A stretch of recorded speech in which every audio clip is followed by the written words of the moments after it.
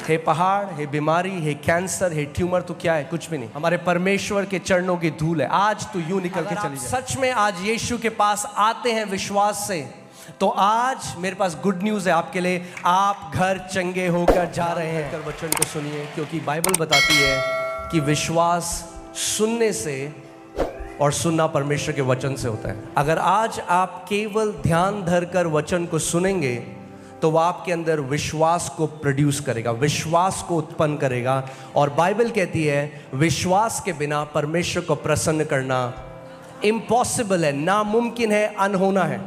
सो आज आपको केवल एक चीज़ करनी है, आपको वचन सुनना है। और जैसे आप वचन को सुनेंगे विश्वास आपके हार्ट में प्रोड्यूस होगा। अपने आप जो आपकी चंगाई है आप उसको ले लेंगे, जो आपका छुटकारा है वो आप उसको ले लेंगे। और जितना आप चाहते हैं अपनी चंगाई, उससे कई गुना ज़्यादा परमेश्वर चाहता है, क्योंकि एक बहुत बड़ा बलिदान उसने आपकी चंगाई के लिए दिया। यहाँ कितने लोग ऐसे हैं जो आप माता पिता हैं, आपके बच्चे हैं? मुझे हाथ दिखाइए। अगर मैं आपसे पूछूं, अगर आपका बच्चा बीमार है, आप कब चाहते हैं वो ठीक हो? कल, अगले हफ्ते, अगले साल? कब चाहोगे आपका बच्चा अगर बीमारी में सफ़र कर रहा है, अगर बीमारी को सह रहा है, तो आप कब चाहोगे आपका बच्चा चंगा हो? अभी। हम परमेश्वर के बेटे और बेटियां हैं और वो चाहता है कि आप अभी अपनी चंगाई ग्रहण करो। कल नहीं, परसों नहीं, अभी। आमीन। अभी आप अपनी चंगाई ग्रहण करो। ये परमेश्वर की इच्छा है आपके लिए। वो चाहता है कि आप अपनी चंगाई ग्रहण करो।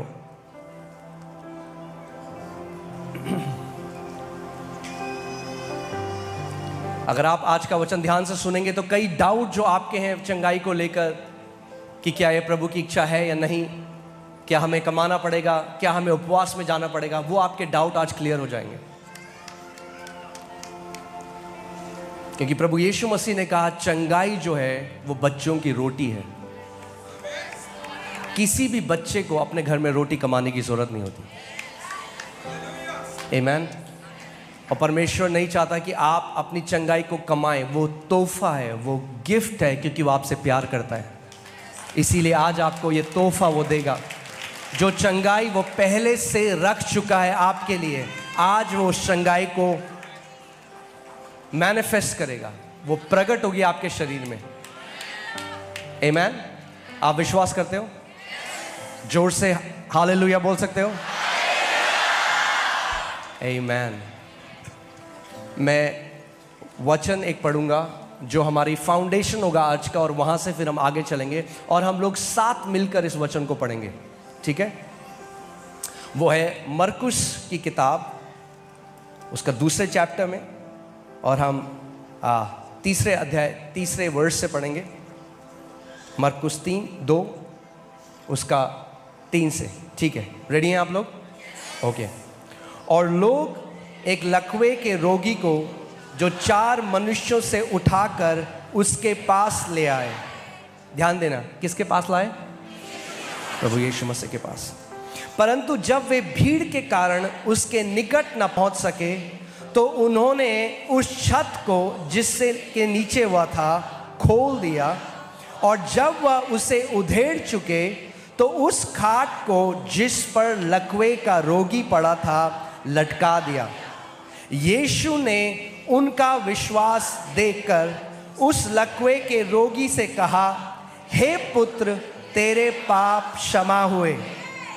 यह मनुष्य फिर क्या हुआ? जब आप देखते हैं प्रभु यीशु मसीह ने, हम ये देख रहे हैं कि एक लकवे का रोगी था जिसको लकवे का रोग था, और उसको लेकर आए प्रभु यीशु मसीह के पास, और भीड़ थी।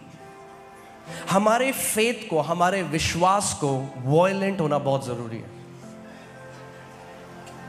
कई लोग कैसे करते हैं? कई लोग कहते हैं अगर प्रभु को देना है तो दे देगा, अगर नहीं देना तो नहीं देगा। अगर ये 4 लोग भी ऐसे ही होते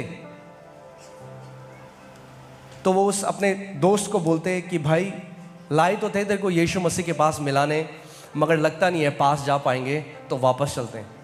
तो वो लकवे के रोग में रहते रहते मर जाता। मगर उन्होंने कहा नहीं, उन्होंने कहा कुछ भी हो जाए आज हम इसको यीशु के पास लेकर जाएंगे।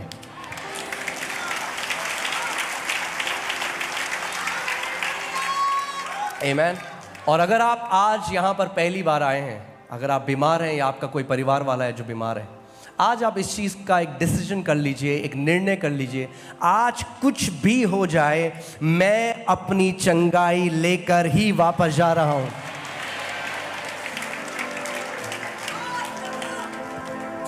आमीन।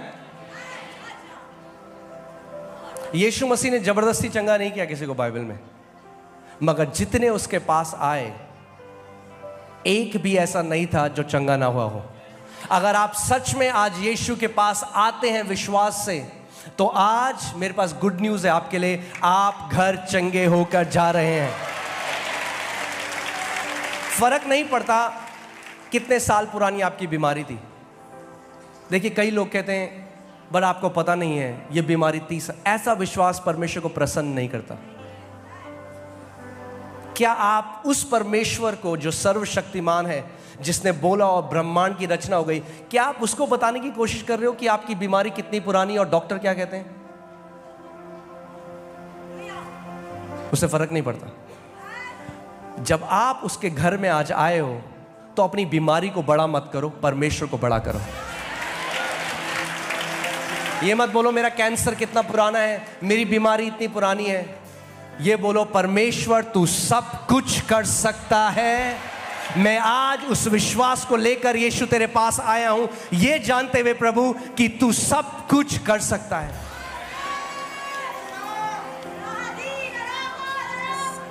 आमीन।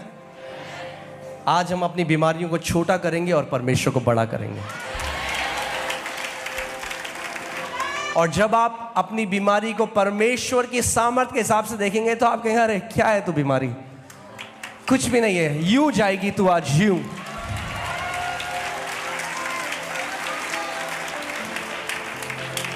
हे पहाड़, हे बीमारी, हे कैंसर, हे ट्यूमर, तो क्या है? कुछ भी नहीं। हमारे परमेश्वर के चरणों की धूल है। आज तू यूं निकल के चली जाएगी। जब आप परमेश्वर को बड़ा करते हैं, महान करते हैं, उससे उसकी महिमा होती है। जब आप उससे कहते हैं कि प्रभु मैं अपनी नजरें जो लोग बोलते हैं, जो डॉक्टर बोलते हैं, उनसे हटा के प्रभु जो तेरा वचन कहता है, और प्रभु मैं जानता हूं कि आपके लिए सब कुछ संभव है, ऐसा विश्वास उसे महिमा देता है, ऐसा विश्वास उसे प्रसन्न करता है। और ये उस लकवे के रोगी को लेकर यीशु मसीह के पास आए और यीशु ने कहा कि पुत्र तेरे पाप क्षमा हुए। तो वहाँ पे जितने धार्मिक लोग थे, सदूसी और फरीसी थे, वो आपस में बात करने लगे कि ये कौन सा ऐसा मनुष्य है जो पाप क्षमा करने के लिए कह रहा है, क्योंकि परमेश्वर ही तो पाप क्षमा कर सकता है। वो नहीं जानते थे प्रभु यीशु मसीह कौन है। वो नहीं जानते थे कि वो परमेश्वर है जो देह धर कर हमारे लिए आया।